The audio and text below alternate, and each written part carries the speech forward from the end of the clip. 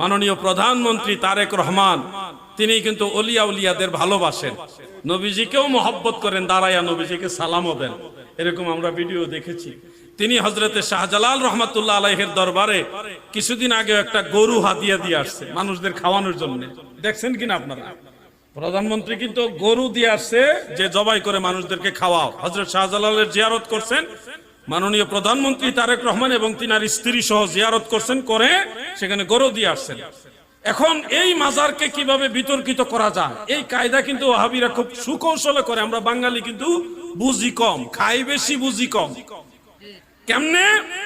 মাজার কমিটি আছে, তাদের কাছে একটা হিসাব আছে, কোথায় তারা কয় টাকা পাচ্ছে, কয় টাকা খরচ করতেছে, এই হিসাব কিন্তু মাজার কমিটির কাছে আছে। কারণ এটা এমন নয় যে কমিটি নাই, এমনি এমনি চলতেছে তা না, এটা একটা বিশাল বড় কমিটি আছে। ওই কমিটিতে যারা আছে তাদের মধ্যে আবার প্রশাসনের লোকও আছে, প্রশাসনের লোকেরাও সেই কমিটির সদস্য। এবং যারা ওই কমিটির মধ্যে আছে তারা সিলেটের গণ্যমান্য ব্যক্তি, ফকির না, খয়রাতি না, গরিব মানুষ না, এরা ওই সিলেটের যারা শিল্পপতি, বড় বড় ব্যবসায়ী, তারা হলো সেই শাহজালাল রহমাতুল্লাহ আলাইহির দরগা কমিটির সদস্য। এই কমিটিতে সাথে তারা নিজেদেরকে সম্পৃক্ত রাখে আল্লাহর ওলির মহব্বতে, শাহজালাল রহমাতুল্লাহ আলাইহির মহব্বতে।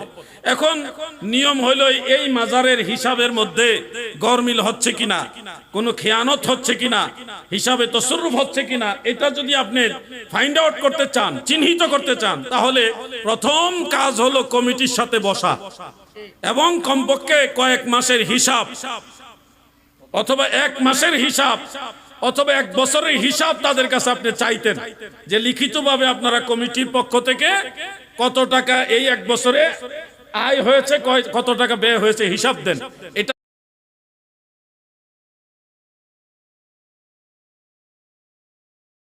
চাবে না?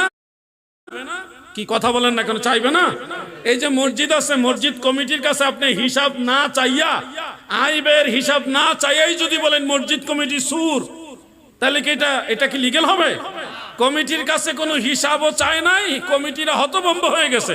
হঠাৎ কইরা বাহিনী লইয়া যায়া ছোট ছোট দেখে টাকা দেখা মাথা আর ঠিক কাজ করে না, বড় বড় স্বাস্থ্যবান বাক্স লয়ে গেছে, সরকারি বাক্স, মোটা মোটা বাক্স নিয়ে থইছে, নিয়া 3 দিনে কালেকশন করে মোটামুটি একটা অ্যামাউন্ট দেখাইছে, 17 লাখ প্লাস, 17 লাখ প্লাস, এর সাথে কিছু গয়নাকাটি দেখায় বলতেছে এই মাজার ব্যবসায়ীরা সব খেয়ে ফেলতেছে, মাজার ব্যবসায়ীরা 700 বছর ধরে সব লুটপাট করে ফেলছে। আরে তুমি তখনই তাকে